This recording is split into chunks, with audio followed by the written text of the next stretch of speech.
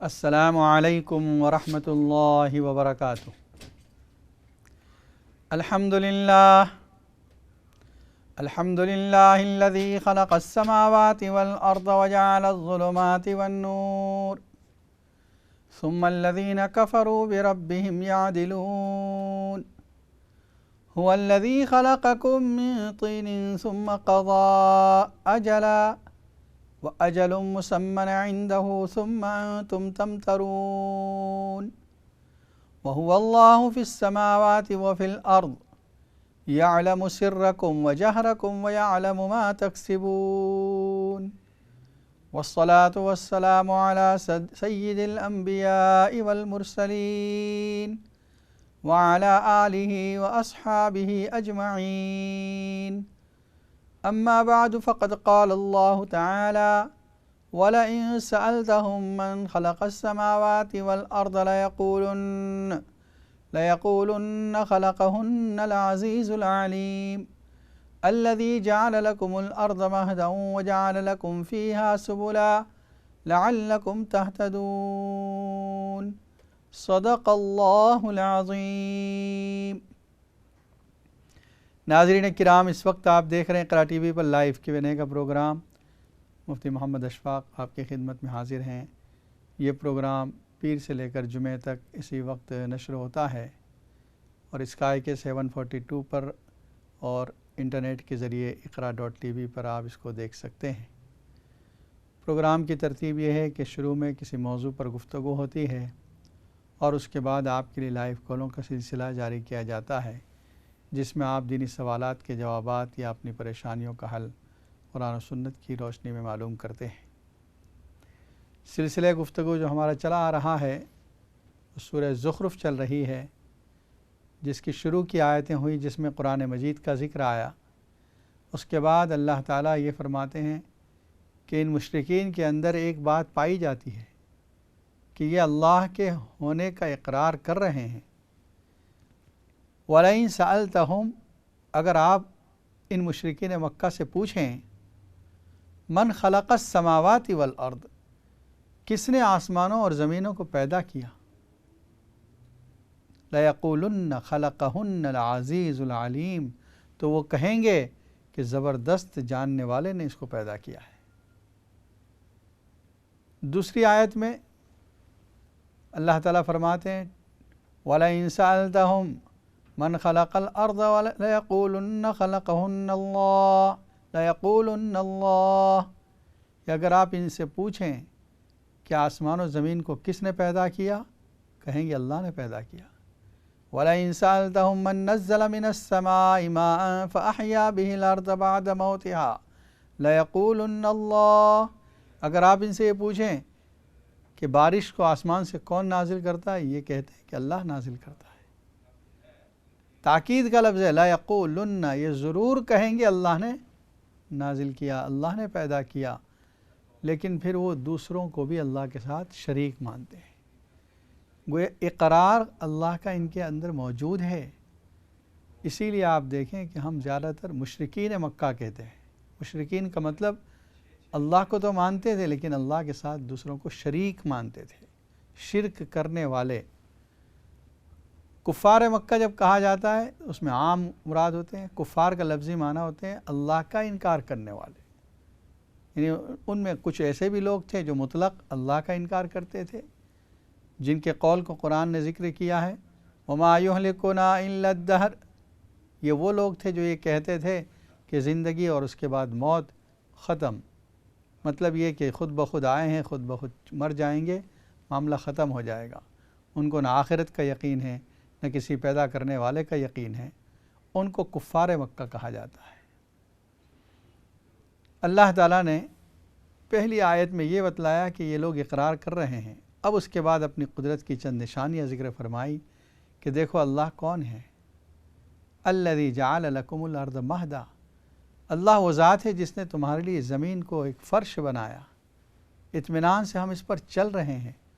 اگر یہ سمندر کی طرح نرم ہوتا، پانی کی طرح یہ ہوتا تو پیر رکھتے دھس جاتے، لیکن اس کو نرم بنایا۔ پہاڑ کی طرح اونچا نیچا اور سخت بھی نہیں، نارمل ہم زمین پر جب چلتے ہیں زمین چلنے کے لائق بنا دی اللہ نے۔ وَجَعَلَ لَكُمْ فِيهَا سُبُلًا، اللہ نے اس میں راستے بنا دیے، ایک شہر سے دوسرے شہر، ایک علاقے سے دوسرے علاقے میں، ایک ملک سے دوسرے ملک میں جانے کے راستے بنا دیے، لَعَلَّكُمْ تَهْتَدُونَ، تاکہ تم اس پر چلو۔ وَالَّذِي نَزَّلَ مِنَ السَّمَاءِ مَاءً بِقَدَرٍ فَأَنشَرْنَا بِهِ بَلْدَةً مَيْتًا، اللہ وہ ذات ہے جس نے آسمان سے پانی کو نازل کیا ایک مناسب مقدار میں۔ دیکھیے بارش کا ایک اپنا نظام ہے اللہ کا، جتنی ضرورت ہے انسان کو اتنی بارش نازل ہوتی ہے، اور پھر اس بارش کے ذریعے پیداوار اگتی ہے، درختوں میں پھل لگتے ہیں، اور بہت سی انسانی ضرورت، پانی پینے کی ضرورت اور اس کے استعمال کے پانی کی ضرورت پوری ہوتی ہے۔ تو بے قدر یہ کہہ کر بتلایا کہ ایک مناسب مقدار میں بارش نازل ہوتی ہے، اگر اس سے زیادہ مقدار میں نازل ہو جائے تب بھی مصیبت، اور کم مقدار میں نازل ہو تو ڈراؤٹ ہو جائے، قحط پڑ جائے۔ فَأَنشَرْنَا بِهِ بَلْدَةً مَيْتًا، اور اس پانی کے ذریعے سے ہم مردہ زمین کو زندہ کر دیتے ہیں۔ كَذَلِكَ تُخْرَجُونَ، اسی طرح تم کو بھی نکالا جائے گا، یعنی جس طرح وہ خشک اور مردہ زمین، سوکھی ہوئی زمین، جب بارش کا پانی اس پر گرتا ہے تو لہلہا اٹھتی ہے، ٹھیک اسی طرح جب اللہ چاہیں گے یہ تمام مردے جو اس وقت زمین کے اندر دفن ہیں، اللہ ان کو نکال دیں گے۔ وَالَّذِي خَلَقَ الْأَزْوَاجَ كُلَّهَا وَجَعَلَ لَكُم مِّنَ الْفُلْكِ وَالْأَنْعَامِ مَا تَرْكَبُونَ، اللہ ہی وہ ذات ہے جس نے تمام جوڑوں کو بنایا، ہر چیز میں پیر، میل فیمیل، نگیٹو پازیٹیو، ہر چیز میں جوڑ بنایا اللہ نے، صرف انسانوں ہی میں نہیں، جانوروں میں بھی، صرف جانوروں ہی میں نہیں، پرندوں میں بھی، صرف انہی میں نہیں، دنیا کی ہر چیز میں جوڑ بنا دیا اللہ نے۔ یہ جو وائر چلتا ہے، ہر چیز میں ہم نے وائر کنیکشن ہے الیکٹرک کا، نگیٹو پازیٹیو اس میں بھی چلتا ہے۔ تو اسی طرح دنیا، اس کے مقابلے میں پیر کیا ہے؟ آخرت۔ وَجَعَلَ لَكُم مِّنَ الْفُلْكِ وَالْأَنْعَامِ مَا تَرْكَبُونَ، اور تمہارے لیے کشتیاں اور جانور بنائے جس پر تم سوار ہوتے ہو۔ دو قسم کی سواریاں ہیں، انسان جن پر سواری کرتا ہے، رائڈ کرتا ہے، سفر ایک جگہ سے دوسری جگہ طے کرتا ہے، دو قسم کی ہے۔ ایک وہ ہے جو نیچرل ہے، اللہ نے بنائی ہے، جیسے اونٹ ہے، گھوڑا ہے، گدھا ہے، اور بہت سی چیزیں جس پر انسان سوار ہوتا ہے، ہاتھی ہے۔ اور کچھ ایسی سواریاں ہیں جس کو انسان نے ایجاد کی ہے، بنائی ہے۔ اب اس میں تمام قسم کی سواریاں آ گئی، تمام قسم کی، حتیٰ کہ آج کے زمانے کا ہوائی جہاز بھی اس میں، ٹرین بھی اس میں، کار بھی اس میں، ہر قسم کی سواری۔ اس زمانے میں دو چیزیں تھیں، ایک تھا جانور جس پر انسان سفر طے کرتا تھا، اور ایک کشتی تھی، بوٹ، جس میں انسان سفر کرتا تھا سمندر کے اندر۔ تو یہ دو لفظ لا کر اللہ نے دونوں قسم کی سواریاں ذکر کر دی، چاہے اللہ کی بنائی ہوئی مخلوق جس پر تم سواری کرو، چاہے تمہاری اپنی ہاتھوں سے بنائی ہوئی چیز جس پر تم سواری کرو، اللہ کی قدرت سے بنی ہے۔ ایک تو یہ کہ جس چیز سے ہم نے کار کو بنایا یا ہوائی جہاز کو بنایا، یہ تمام چیزیں اللہ کی بنائی ہوئی ہے، لوہا ہو، پلاسٹک ہو، جو بھی ہے، جو اس کا مٹیریل ہے، وہ سب اللہ کا بنایا ہوا ہے۔ اور پھر جو عقل اللہ نے انسان کو دی کہ کس طریقے سے یہ چیز بنائی جائے، کس طریقے سے اڑائی جائے، کس طریقے سے فاسٹ چلائی جائے، یہ سب اللہ نے انسان کو عقل دی۔ تو گویا بالواسطہ یا بلا واسطہ تمہاری ہر سواری اللہ کی پیدا کی ہوئی ہے۔ ما ترکبون کہا، جس پر تم سوار ہوتے ہو، یا مستقبل کا صیغہ بھی، عربی زبان کے گرامر میں مضارع کا جب صیغہ آئے تو دونوں ہوتے ہیں، حال اور مستقبل، جس پر تم سوار ہوتے ہو یا جس پر تم سوار ہوں گے فیوچر میں، مستقبل میں۔ ناظرین کرام، اس وقت آپ دیکھ رہے ہیں اقرا ٹی وی پر لائیو Q&A کا پروگرام۔ آپ کے لیے لائنیں کھول دی گئی، اگر آپ کوئی سوال کرنا چاہتے ہیں تو اسٹوڈیو کے نمبر پر فون کر کے معلوم کر سکتے ہیں۔ ایک کالر لائن پر موجود ہے۔ السلام علیکم ورحمۃ اللہ وبرکاتہ۔ السلام علیکم ورحمۃ وعلیکم اللہ وبرکاتہ۔ وعلیکم السلام کیا حال ہے مفتی صاحب؟ جی ٹھیک ہے الحمدللہ، آپ خیریت سے ہیں؟ جی، شکر الحمدللہ جی۔ بس آپ سے یہ ایک سوال پوچھنا تھا کہ میرے پاس تھوڑی بہت جولری ہے، زیادہ تر تو میں نے اپنی بہو کو دے دی تھی، تھوڑی بہت ہے تو وہ میں 2 بہوؤں کے درمیان بس ان کو دینا چاہتی ہوں، کیونکہ وہ جو تیسری والی ہے وہ اس کا میرے ساتھ رویہ اتنا اچھا نہیں ہے، اچھا تو اس کی بیٹی کو میں تھوڑا بہت دوں گی انشاءاللہ، جب وہ بڑی ہوگی میری زندگی ہو تو میں بتا بھی دوں گی سب کو۔ لیکن میں یہی سوچ رہی تھی کہ اس میں کوئی وہ تو نہیں ہے برائی، ابھی میں مطلب زندہ ہوں، میں خود دے رہی ہوں ان کو، تو کہہ آپ رہی ہوں کہ بہو کو مطلب دیں یہ گی یا بیٹوں کو دیں گی؟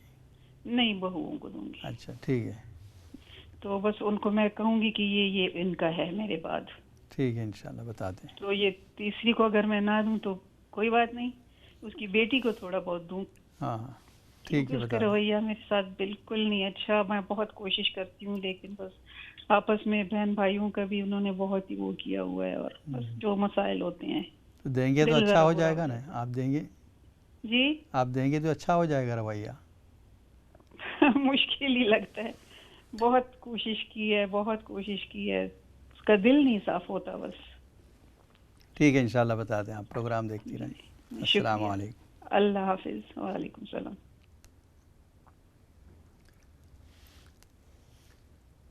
آپ نے جو ارادہ کیا ہے کہ اپنے زیور کو اپنی 2 بہوؤں کو دے دیں اور تیسری کو نہ دیں، دیکھیے انسان اپنے مال میں اپنی زندگی میں جیسا چاہے اختیار رکھتا ہے، وہ استعمال کر سکتا ہے، کسی کو دے سکتا ہے، بیچ سکتا ہے، تصرف میں لا سکتا ہے، کسی کو گفٹ دے سکتا ہے، کوئی پابندی نہیں۔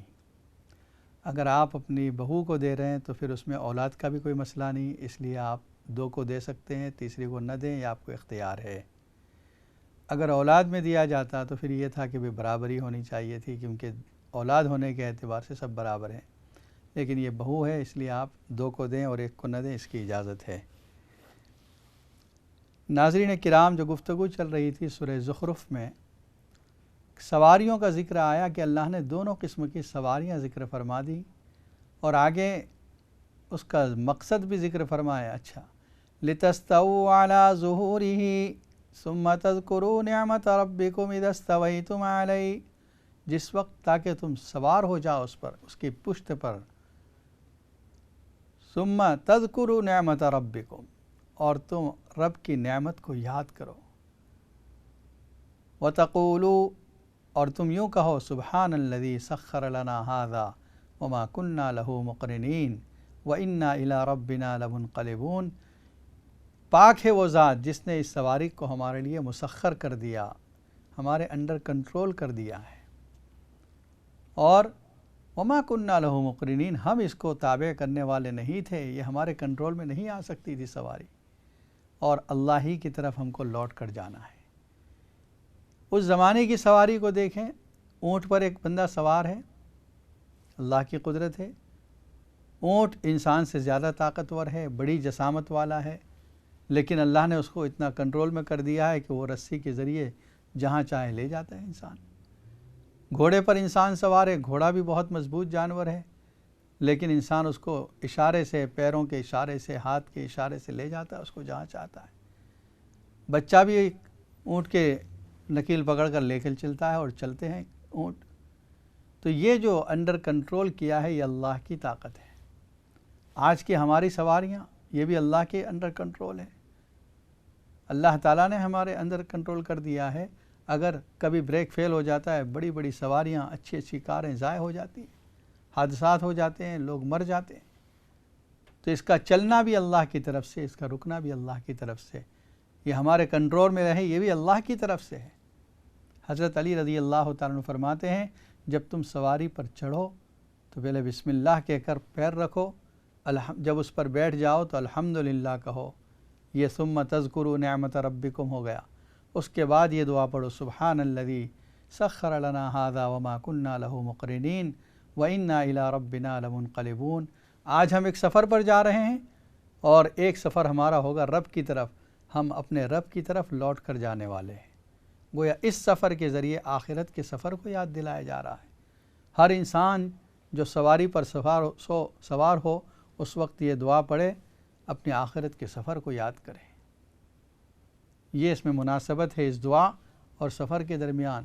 اور بھی دعائیں نبی اکرم صلی اللہ علیہ وسلم سے ثابت ہیں. ایک اور کالر لائن پر موجود ہے. السلام علیکم ورحمۃ اللہ وبرکاتہ.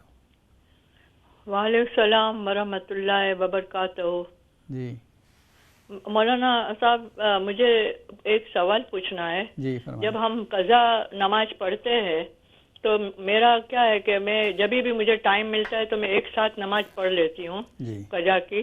سمجھو کہ عصر اور جوہر اور مغرب اور عشاء جو بھی مجھے پڑھنا ہوتا ہے میں اس کو کیوں کے ساتھ نہیں پڑھتی ہوں.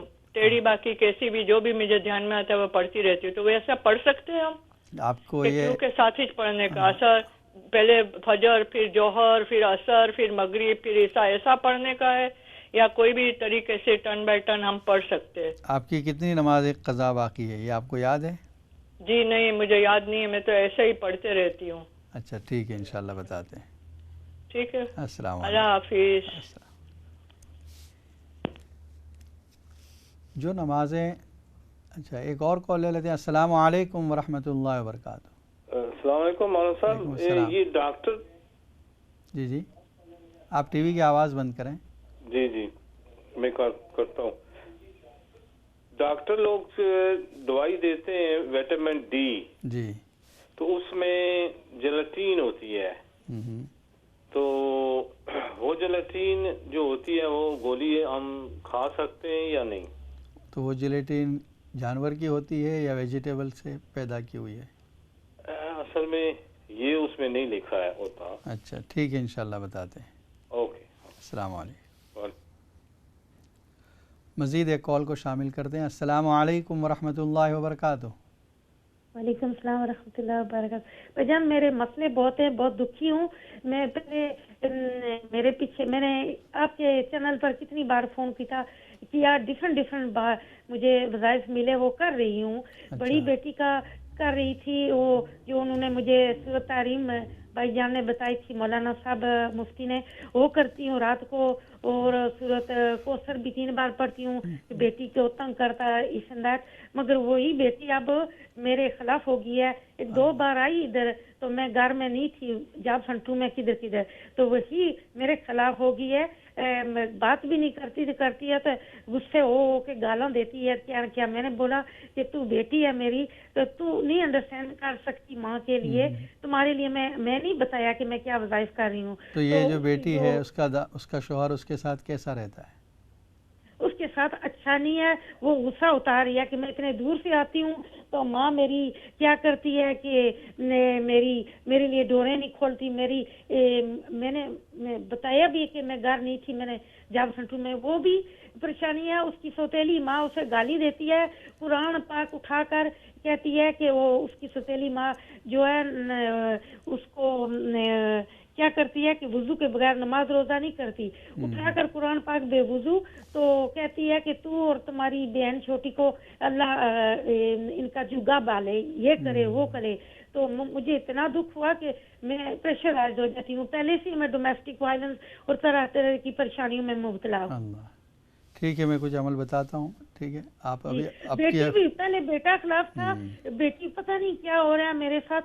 میرے بھائی نے مجھے بتایا تھا اپنے لیے سورۃ انعام اور منزل, وہ بھی میں پڑھتی ہوں الگ ٹائم رات کو تہجد ٹائم. اس بڑی بیٹی کے لیے وظائف جو بتائے سورۃ تحریم اور سورۃ کوثر اس کے ہسبینڈ کے لیے, ان کو نہیں بتایا کہ وہ مانتی نہیں, ایسی ہوئی ہے نہ نماز پڑھتی ہے نہ کچھ. تو میں کر رہی ہوں اس کی طرف سے عمل, رات کو تہجد کے ٹائم اٹھ کر اس کے لیے دعائیں کرتی ہوں. ٹھیک ہے انشاءاللہ بتاتے ہیں. تو بیٹی خود ماں کے خلاف ہو گئی ہے تو اتنا میں پہلے سے پریشرائز ہوں.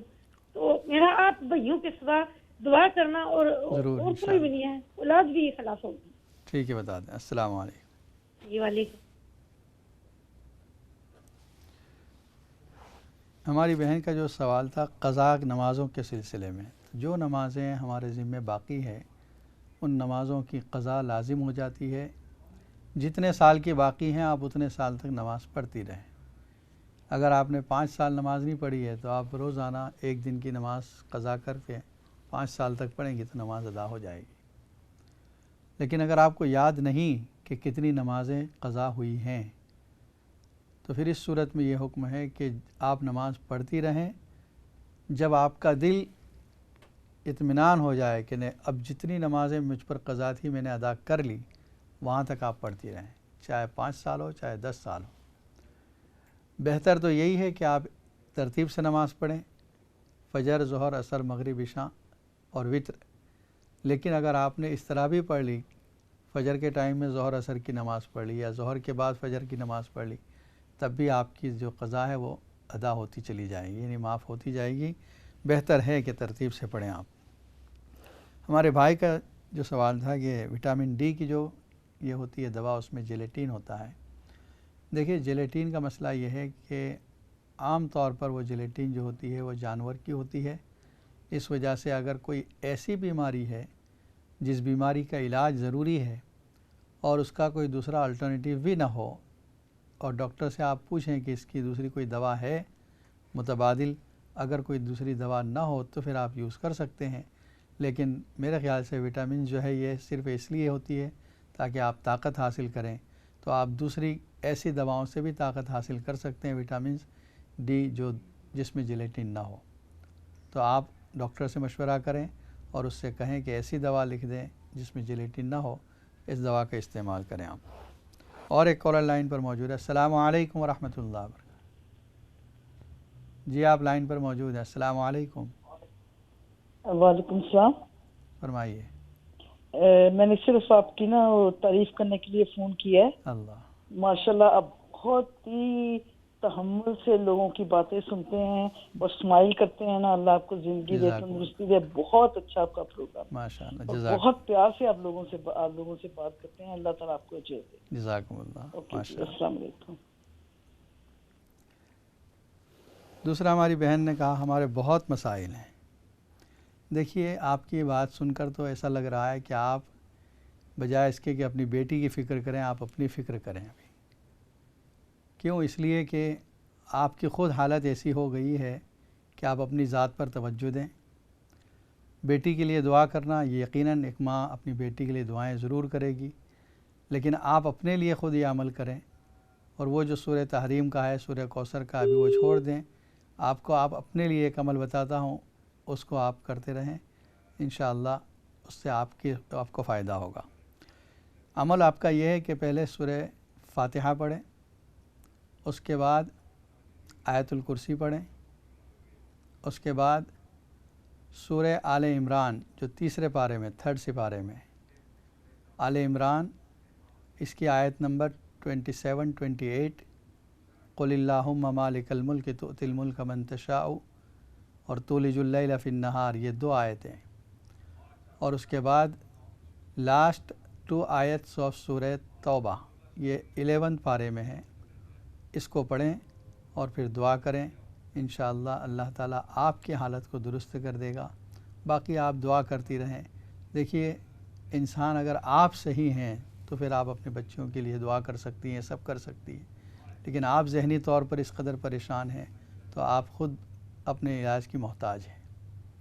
ایک اور کالر لائن پر موجود ہے۔ السلام علیکم ورحمۃ اللہ وبرکاتہ۔ آپ کی لائن ڈراپ ہو گئی، دوبارہ کوشش کیجئے۔ ناظرین کرام، ایک بریک کے بعد یہ پروگرام کا سلسلہ جاری رہے گا، سوال و جواب کا سلسلہ بھی جاری رہے گا، انشاءاللہ بریک کے بعد ملتے ہیں۔ السلام علیکم ورحمۃ اللہ وبرکاتہ۔